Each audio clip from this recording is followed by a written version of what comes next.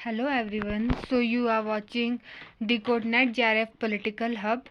So this is the second video और मैंने सोचा कि मैं एक पॉलिटिकल थ्योरी के ऊपर पूरी सीरीज़ लेकर के आऊँगी जो भी हमारे यूजीसी नेट का सिलेबस है पॉलिटिकल थ्योरी का। तो उसी के रिगार्डिंग मैंने पहला टॉपिक लिया लिबर्टी का और इसमें मैंने कोशिश की कि कम से कम टाइम में ज़्यादा से ज़्यादा जो भी इम्पोर्टेंट फैक्ट्स हैं, बुक्स हैं, स्टेटमेंट्स हैं थिंकर्स की, उनको कवर करने की कोशिश की है जो भी ज़्यादातर पूछी जाती है बार बार। So let's start the topic which is liberty. तो इसमें हम कवर करेंगे like meaning and concept of liberty, then जो लिबर्टी के जो भी डायमेंशंस है, फिर negative and positive conception of liberty, then libertarian view, फिर Marxist view, and then important statements and quotes, and then important books which are related to liberty. So the meaning of liberty अगर हम बात करें तो liberty निकला है Libre word से which is Latin word जिसका मतलब होता है एब्सेंस ऑफ रिस्ट्रेंट्स या फिर to be free.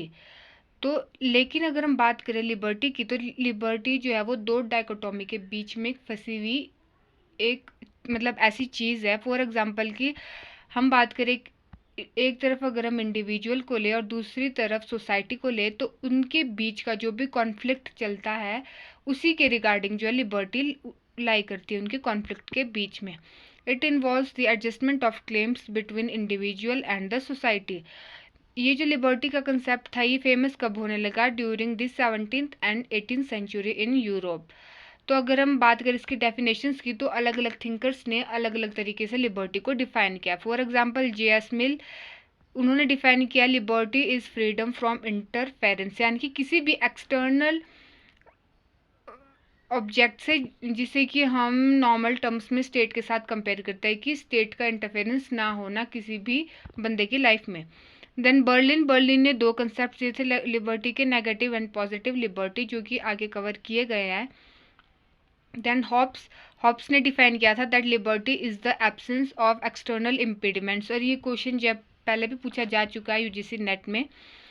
Then Locke ने डिफाइन किया freedom is to be free from restraints, यानी कि कोई भी रिस्ट्रेंट ना होना वेदर इंटरनल और एक्सटर्नल, तो वही फ्रीडम है।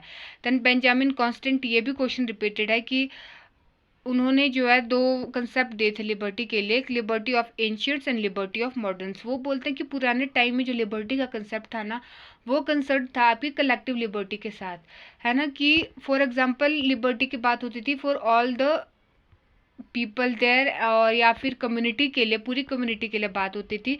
बट मॉडर्न टाइम में लिबर्टी किस स्फेयर में जा चुकी है? इंडिविजुअल स्फेयर में, या फिर इंडिविजुअल लिबर्टी के ऊपर बात होती है।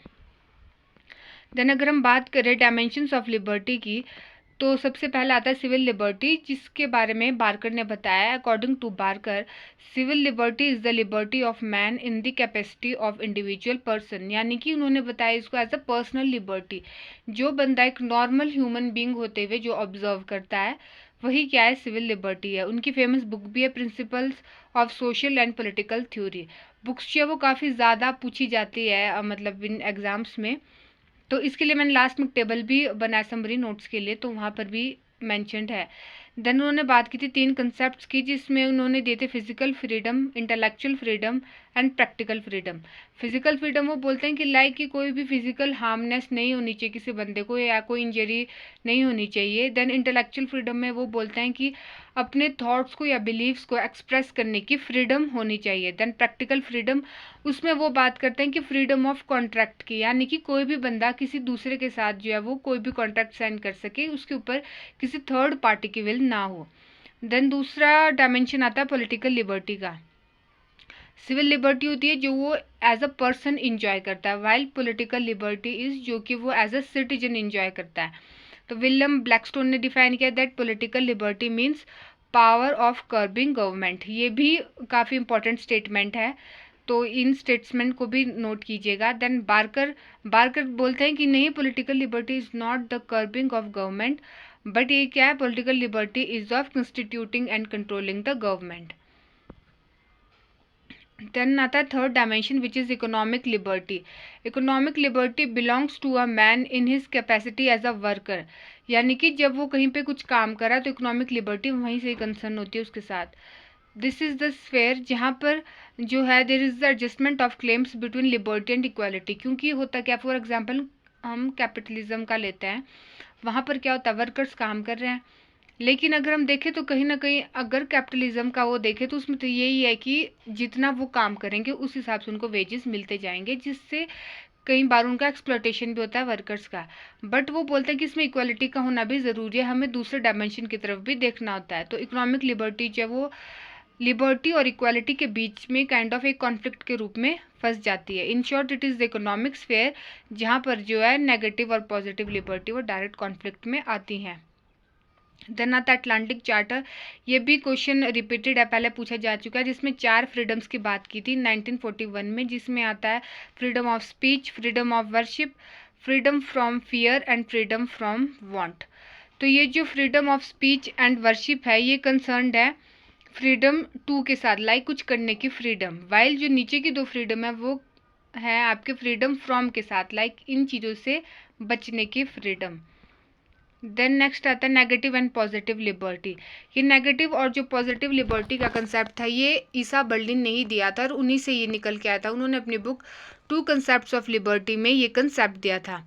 उनके हिसाब से वो क्या बोलते थे कि नेगेटिव लिबर्टी तो यही है कि आपके स्फेयर में कोई बाहर से जो इंटरफेयर नहीं करा, that is the negative liberty. While positive liberty को वो डिफाइन करता है एज अ सेल्फ मास्टरी। तो ये भी क्वेश्चन पूछा जा चुका है that who has defined positive liberty as self mastery. फिर अगर हम बात करें नेगेटिव लिबर्टी के जो मेन प्रपोनेंट्स है उनमें आते हैं like Locke, Mill, Berlin, Nozick, Adam Smith, Bentham and Henry Sidgwick. And positive liberty में आते हैं Rousseau, Mill, T H. Green, L T. Hobhouse and Laski. Mill जो थे उन्होंने सेल्फ रिगार्डिंग और अदर रिगार्डिंग एक्शन के बीच में जो है डिस्टिंक्शन भी की थी, उसके लिए भी जाना जाता है। दूसरा, ही इज़ द वन जो कि नेगेटिव लिबरलिज्म से पॉजिटिव लिबरलिज्म की तरफ ट्रांजिशन ले करके जाता है। क्योंकि जे.एस. मिल हम देखेंगे तो वो दोनों ही थ्योरीज में लाई करता है, लाइक नेगेटिव लिबर्टी में भी और पॉजिटिव लिबर्टी में भी। क्योंकि ये पहले नेगेटिव के साथ कंसर्न था लेकिन धीरे धीरे ये इन्होंने ट्रांजिशन किया और फिर ये पॉजिटिव में भी आता है जब ये वेलफेयर की बात करता है। देन मैंने इंपॉर्टेंट पॉइंट्स डाले हैं जो कि याद रखने के लिए ज़रूरी है, जिसमें मैंने कुछ बुक्स और कुछ स्टेटमेंट्स डाली है, लाइक जैसे ईसा बर्लिन की बुक 2 कंसेप्ट्स ऑफ लिबर्टी 1958, जिसमें उन्होंने नेगेटिव एंड पॉजिटिव लिबर्टी का कंसेप्ट दिया था। Then there is 4 essays on liberty 1969, ये दोनों बुक्स जो वो पहले पूछी जा चुकी है। Then the constitution of liberty 1960, then Mill की book on liberty 1859, then an introduction to modern political theory Norman Barry, elements of social justice L T. Hobhouse, problems of political philosophy D D. Raphael. Then Barker जिनकी book थी principles of social and political theory, उन्होंने concept दिया था concept of relative and regulated liberty. ये भी पूछा जा चुका है पहले।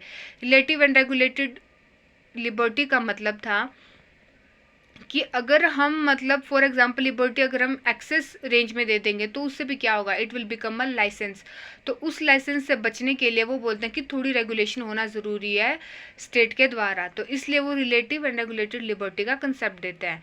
देन वही statement political liberties power of curbing government William Blackstone. उसके बाद बर्लिन की एक फेमस स्टेटमेंट है that if one can not fly like an eagle और swim like a whale one is by no means is deprived of political liberty. वो बोलते हैं कि अगर कोई बंदा ईगल की तरह उड़ नहीं सकता या फिर वेल की तरह स्विम नहीं कर सकता तो हम ये नहीं बोल सकते हैं कि उसे पॉलिटिकल लिबर्टी नहीं दी है। तो ये बेसिकली इक्वालिटी की तो उन्होंने पूरे तरीके से रिजेक्ट कर दिया था इक्वालिटी के कंसेप्ट को। और फिर आते हैं next idealist theory of freedom. तो ये idealist theory of freedom concerned है हीगल के साथ। देन अगली बुक थी social principles and democratic state, जिसमें वो जो लिखी थी बेन एंड पीटर्स ने, जिसमें उन्होंने इकोनॉमिक लिबर्टी की बात की थी और साथ में बोला था कि इक्वालिटी का कंसेप्ट लेकर के आए थे कि लाइक अगर हम ये बोले कि जितने भी सारे पेरेंट्स हैं उनको पूरा राइट है कि तुम चाहे प्राइवेट स्कूल्स में पढ़ाओ या फिर गवर्नमेंट स्कूल में पढ़ाओ, लेकिन अगर उनकी जो इकोनॉमिक कंडीशन है वो उतनी अच्छी नहीं है तो ये क्या होगा, it will be a mockery कि आप लोग को फ्रीडम है कि आप चाहे जिस मर्जी स्कूल में पढ़ाएं। देन हेयक ने दिया था that man possesses liberty when he is not subject to arbitrary will of another. ये हेयक की डेफिनेशन थी रिगार्डिंग लिबर्टी। और दूसरी उनकी स्टेटमेंट थी that it is better than some should be free than none, and better that some should have full freedom than all should have limited freedom. उन्होंने वो मतलब इस कंसेप्ट को रिजेक्ट कर देता है फ्रीडम फॉर ऑल के लिए। वो बोलते हैं कि फ्रीडम फॉर ऑल ज़रूरी नहीं है, अगर सबको नहीं मिल पा रही है ना तो इट्स बेटर कि अगर कुछ लोगों को ही मिल जाए तो वो भी सही है। देन नेक्स्ट बुक आती है कैपिटलिज्म एंड फ्रीडम, वो लिखी थी मिल्टन फ्रीडमैन ने। Then anarchy state and utopia, ये लिखी थी नॉजिक ने, जिसमें उन्होंने कंसेप्ट दिया था प्रोटेक्टिव एसोसिएशन का। वो बोलते हैं कि स्टेट ऑफ नेचर में बंदे लोगों ने क्या बनाई थी, एसोसिएशन बना रखी थी बहुत सारी प्रोटेक्टिव एसोसिएशंस। लेकिन स्टेट कैसे आया, फिर उन्हीं प्रोटेक्टिव एसोसिएशंस में से जो एक स्टेट निकल करके आती है जो कि बहुत बड़ी एसोसिएशन थी, और इसका काम था सिर्फ और सिर्फ प्राइवेट प्रॉपर्टी को रेगुलेट करना और प्राइवेट प्रॉपर्टी को देखना। देन नेक्स्ट बुक आती है डेमोक्रेटिक थ्योरी एसेस इन रिट्राइवल, जिसमें मैकफर्सन ने कंसेप्ट ऑफ क्रिएटिव फ्रीडम दिया था। दूसरे इनके कंसेप्ट है extractive power and developmental power. Developmental power होती है जब हम अपनी स्किल का अपने लिए यूज़ करते हैं, अपने आप को अपलिफ्ट करने के लिए या फिर अपने किसी काम के लिए जब हम यूज़ करते हैं, मतलब सोल पर्पस के या सेल्फ के लिए। बट एक्सट्रैक्टिव पावर होता है जब हम किसी और की स्किल या किसी और का टैलेंट यूज़ कर रहे हैं अपने फ़ायदे के लिए। फॉर एग्जांपल वो बोलते थे कि कैपिटलिज्म में यही हो रहा है। मैकफर्सन जो थे उन्होंने कभी अपने आप को मार्क्सिस्ट नहीं बोला, लेकिन नॉर्मन बैरी जो है उनको क्रिटिसाइज़ करते हुए उन्हें मार्क्सिस्ट बोलते हैं, क्योंकि वो बोलते हैं कि जिस हिसाब की उनकी फ़िलॉसफी थी, क्योंकि उन्होंने कैपिटलिज्म को बहुत ज़्यादा क्रिटिसाइज़ किया था मैकफर्सन ने, तो इस वजह से नॉर्मन बैरी ने उन्हें मार्क्सिस्ट भी बोला था, हालांकि वो खुद को क्लेम नहीं करते थे कभी भी मार्क्सिस्ट। तो ये इनके इम्पॉर्टेंट कंसेप्ट थे। बाकी thank you. If you like the video then please do like share and subscribe, and for the PDF do visit the Telegram channel which is decoding NET JRF political hub. तो अगर आप चाहते हैं series आगे continue हो then please do comments. Thank you.